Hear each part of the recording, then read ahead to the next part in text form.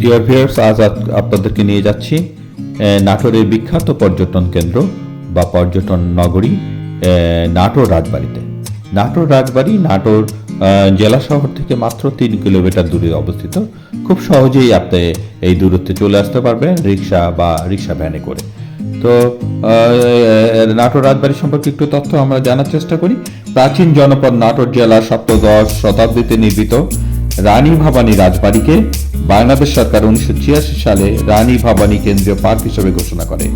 রানী ভবানী কেন্দ্রীয় পার্কে রয়েছে 6টি দিঘি এবং শ্যামসুন্দর, তারকেশ্বর শিব এবং আনন্দময়ী কালীবাড়ি নামে 3টি মন্দির, যেগুলোতে এককালে রাজকীয়ভাবে পূজা অর্চনার আয়োজন করা হতো।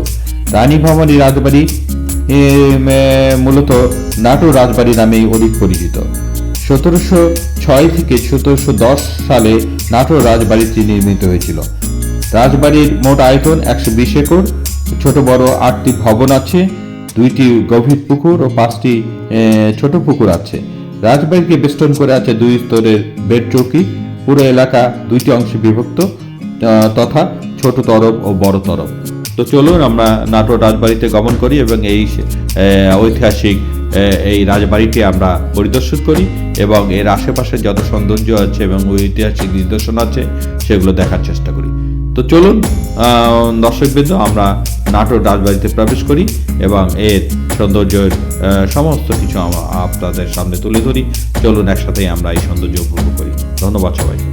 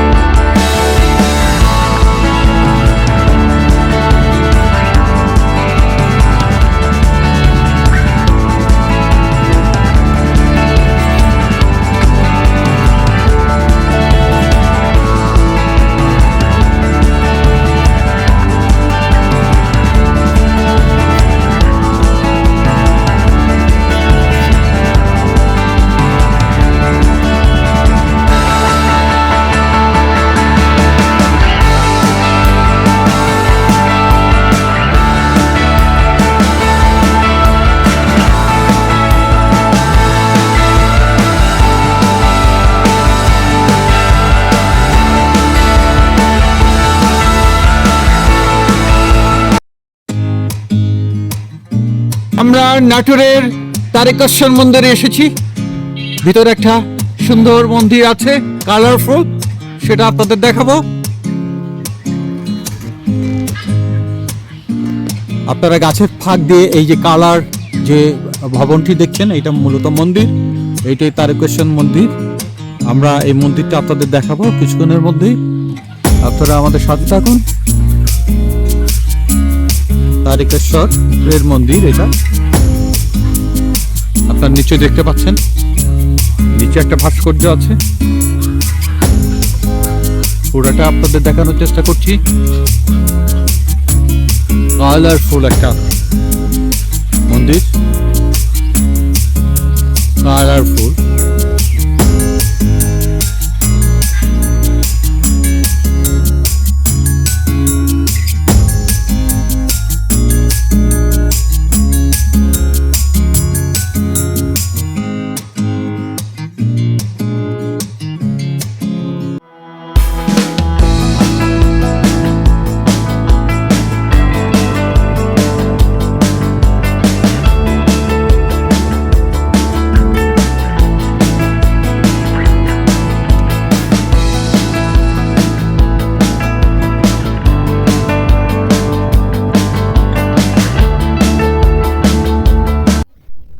ভিডিওতে লাইক দিন, শেয়ার করুন, কমেন্ট করুন এবং আমাদের পাশে থাকতে অবশ্যই সাবস্ক্রাইব করুন।